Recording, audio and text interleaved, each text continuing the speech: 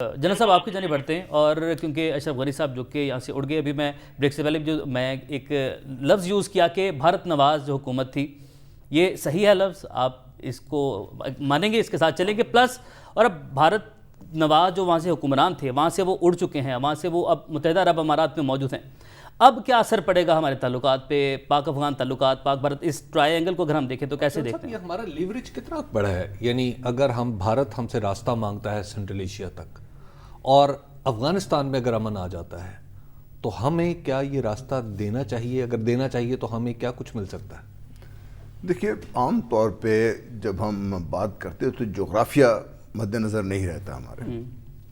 پاکستان کی جغرافیہ دیکھیے، نارتھ ٹو ساؤتھ بھی دیکھ لیں، یہ وہ علاقہ ہے جو گزرگاہ تھی ساری دنیا کے لیے، چاہے انہوں نے افغانستان کی طرف سے آگے جانا تھا یا ادھر سے اس طرف آنا تھا، اب پاکستان وہاں پہ واقع ہے۔ ٹھیک ہے، یہ جو ہم بار بار کہتے تھے نا پاکستان کی اسٹریٹجک لوکیشن ہے، یہ اس کی امپورٹنس ہے۔ اس وقت آج کا پاکستان گزشتہ کئی دہائیوں کے مقابلے میں میرا خیال اس وقت مضبوط ترین پوزیشن میں ہے۔ وہ اس لیے ہے کہ اب پاکستان اگر چاہے تو دنیا کو یہ وہی راستے ایک خاص معاہدے کے تحت دے سکتا ہے۔ پہلے تو دنیا ہم سے زبردستی ہم پہ ہمیں لپٹنا چاہ رہی تھی، سوویت یونین نے کی، یہ اب وہ حالت نہیں رہی۔ چین بھی یہ آپ سے کہہ رہا ہے، روس نے خود آپ سے یہ جگہ مانگی ہے، سینٹرل ایشین ریپبلکس کو جگہ چاہیے۔ ایران جو پاکستان کے ساتھ آج تک تعلقات بہت اچھے نہیں رہے تھے، ایران بھی بڑی اچھی طرح پاکستان سے بات کر رہا ہے ساری چیز میں۔ اب مغربی دنیا کو بھی یہ پتہ ہے کہ بھئی اگر تو آپ نے افغانستان کے راستے تجارت کرنی ہے، اور ان کو تجارت چاہیے، خاص طور پہ یورپ، ان کو تیل چاہیے، ان کو گیس چاہیے، ان کو روس سے مل رہا ہے، ادھر سے ملے گا، ان کو اور بہت کچھ چاہیے، منڈیاں چاہیے ان کو۔ اور سب سے بڑھ کر یہ کہ یہ جو اس وقت ایک بہت بڑی ایک کانفلکٹ جو ایٹ دی ٹاپ لیول چل رہی ہے، جس میں آپ دیکھتے ہیں کہ ایک طرف سے American lead system in place ہے، دوسری طرف چائنیز لیڈ سسٹم آپس میں، یہ اس وقت ٹکراؤ کی صورتحال میں ہے۔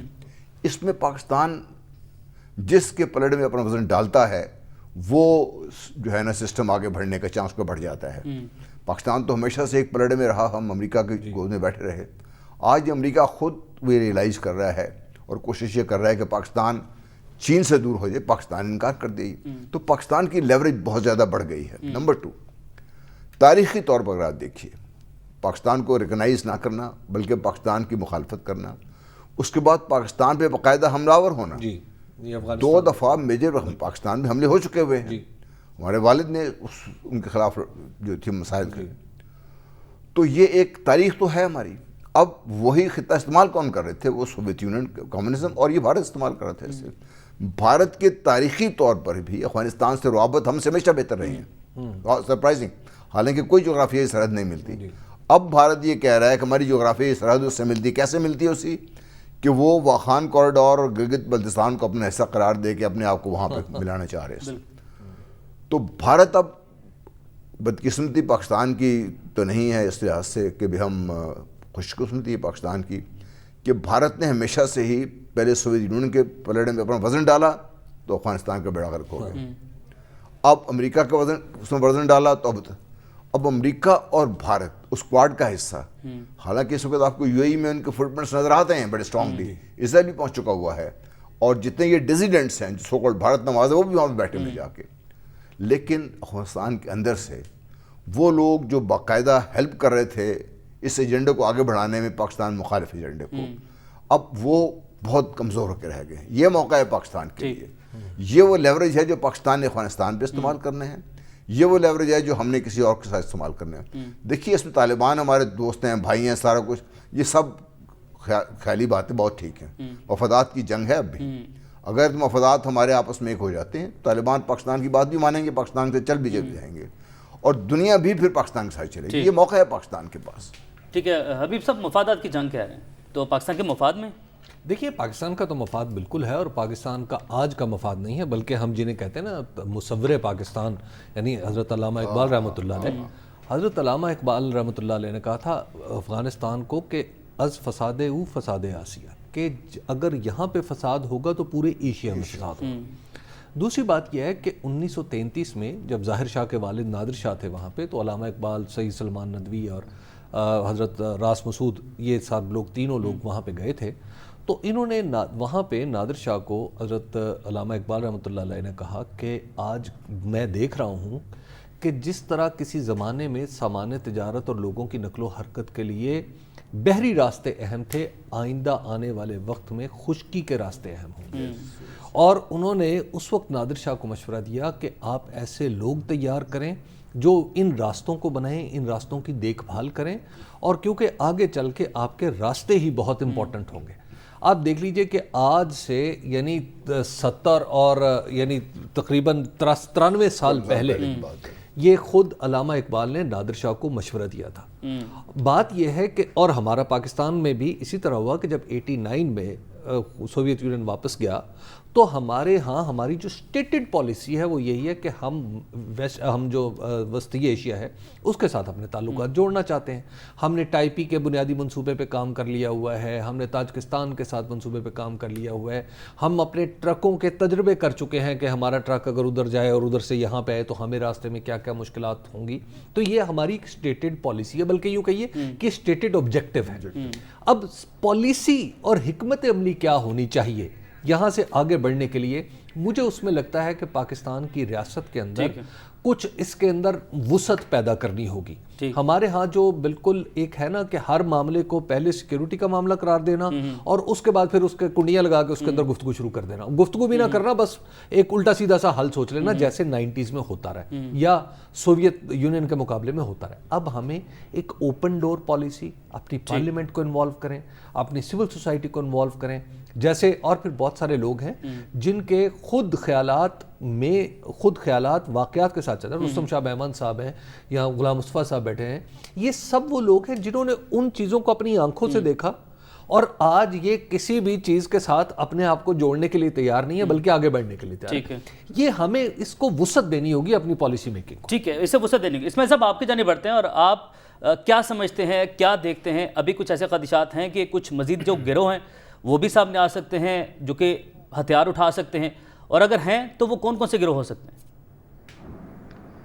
اس وقت تو پوٹینشلی ایشوز کئی جگہ سے اٹھ سکتے ہیں میرے خیال میں، لیکن موسٹ امیڈیٹ جو ایشو ہو سکتا ہے وہ پنجشیر سے ہو سکتا ہے. میں نے آپ کو پہلے بھی بتایا کہ پنجشیر میں آلریڈی انہوں نے جو گروپ ہے احمد شاہ مسعود صاحب کا، تو انہوں نے آلریڈی ریزسٹنس کا اعلان کر دیا. حالانکہ ان کے جو ہے بھائی ہیں وہ تو ادھر پاکستان میں ناردرن الائنس کا جو ان کا ڈیلیگیشن آیا ہوا ہے، ہی از ہیئر ان پاکستان، اور یہاں پہ بات چیت ان کی چل رہی ہے.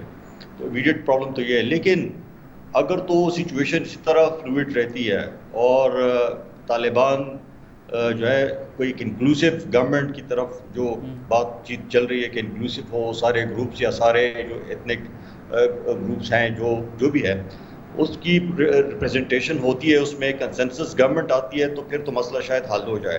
لیکن اگر یہ خدا نخواستہ نہ ہوا تو there will be problems for Taliban.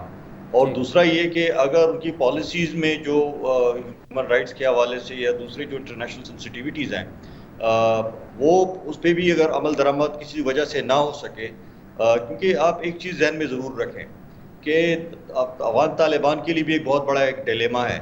ان کی رینک اینڈ فائل جو 20 سال تک لڑی ہے، اتنی ساری قربانیاں دی ہیں، سارا کچھ کیا ہے، اس کے بعد اندر سے بھی ان پہ پریشر کافی ہوگا اور ہے بھی. اور دوسرا ایک انٹرنیشنل اس کے لیے جو کہتے ہیں کہ جی میچورٹی آ گئی ہے ان پہ اور کافی سوجھ بوجھ آ گئی ہے. تو دونوں چیزوں کو وہ بیلنس آؤٹ کرنا آسان کام نہیں ہے کہ انٹرنیشنل کمیونٹی کو بھی ساتھ میں لے کے چلیں اور اپنے رینک اینڈ فائل کو بھی ساتھ میں لے کے چلیں. دوسرا افغانستان کا جو اپنا وہاں پہ جو میں نے آپ کو بتایا لوگوں کو جو کہ بہت ووکل وائبریٹ ایک سوسائٹی 20 سالوں میں آئی ہے آگے، تو اس کو آپ نے ان کو بھی ساتھ میں لے کے چلنا پڑے گا. تو مشکلات ہیں، یہ نہیں کہ سرماؤنٹیبل نہیں ہیں، لیکن دانش مندی کے ساتھ اور جتنی جلدی ہو سکے اس چیزوں کو سیٹل کرنا چاہیے. اب ایک جھنڈے کے ایشو پہ پرسوں انہوں نے جو پریس کانفرنس کی تھی، حالانکہ میرے خیال میں ان کے اسپوکس پرسن تھے ذبیح اللہ مجاہد صاحب نے بڑا ایک بیلنس قسم کا جواب دیا. ان سے یہی سوال پوچھا گیا تھا کہ جی جھنڈا کون سا ہوگا, تو انہوں نے کہا کہ یہ تو ہماری جو تحریک ہے یہ اس کا جھنڈا ہے, افغانستان کے جھنڈے کے حوالے سے حکومت آئے گی تو وہ فیصلہ کرے گا کہ کیا کون سا جھنڈا ہوگی. لیکن آج چونکہ ان کا انڈیپینڈنس ڈے تھا تو لوگ تو ایشو کو اٹھائیں گے, ایکسپلائٹ بھی کریں گے.